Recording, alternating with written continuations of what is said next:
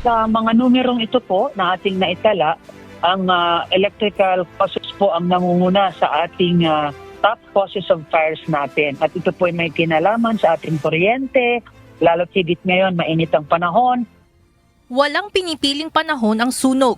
Kahit sino ay maaaring maging biktima nito, lalo na ngayon na painit na ng painit ang klima sa Pilipinas. Ayon kay Gay Mendoza, isang residente sa Marikina City, aminado siya na mas napapadala sila ng paggamit ng electric fan dahil sa pagtaas ng temperatura ngayon. Feb, mainit na. Pero masyadong mainit ngayong March. Sobra.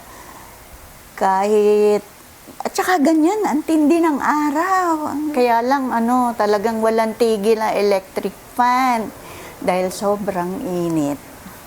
Ay, bantay lang, binabantayan palagi. Ingat talaga, ingat. Ganito rin ang sitwasyon ni Pamela Baldo sa kanilang bahay at dahil takot masunugan ay nag-iingat rin anya sila sa paggamit ng mga appliances, lalo na at mabilis uminit ang mga ito. At tinatanggal yung saksak ng mga appliances, tsaka syempre less yung paggamit para conserve din yung energy, di ba? Yung kunyari, kung pwedeng isang kwarto na lang, doon na lang tayo para lahat makagamit, gano'n na lang. Ayon kay Bureau of Fire Protection o BFP spokesperson, Fire Senior Superintendent Annalie Carbajal Atienza, sa init ng panahon ngayon, hindi maiiwasan ang mas malakas na pagkonsumo ng electronics. Ngunit kinakailangang magdoble ingat lalo na at kadalasang kaso ng sunog ay ang electrical faults mula sa lumang appliances. Siguraduhin po natin na kung ito ay may kalumaan na at medyo may sira ng bahagya, ang suggestion po, bumili na lang po tayo ng bago. Huwag na pong pagtiyagaan na tipirin, i-repair dahil mas malaki po ang magagastos natin at ang pinakamasaklap may nasasawi po sa ating pamilya.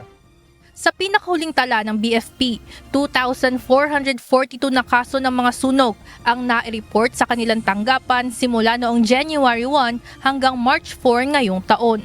Sa kabila nito, maituturing na mas mababa pa rin ito kumpara noong nakaraang taon ng 43%, kung saan 4,360 naman ng fire incidents ang nai-report. Paalala ng BFP, mahalaga ang pagiging proactive ng mga magkakasama sa bahay upang alam ng bawat isa ang gagawin kung may mangyari mang sunog sa paligid. Ngayon pa lamang po, pag-usapan na ng pamilya, paano i-switch off ang circuit breaker ng tahanan, huwag pong mag-octopus connection, ipasuri po yung ating tahanan kung may katagalan na siyang na-construct. Ngayong Fire Prevention Month, mulit-muli ang pagpapaalala ng Bureau of Fire Protection o BFP sa ating mga kababayan na maging responsable, lalo na sa paggamit ng mga dekuryente kagamitan, lalo na at ang maliit na pagkakamali ay maaaring magbunga ng malaking sakuna. Ivan Alvarez, UNTV News and Rescue. Diyos ang aming sandigan, serbisyo publiko ang aming pinahahalagahan.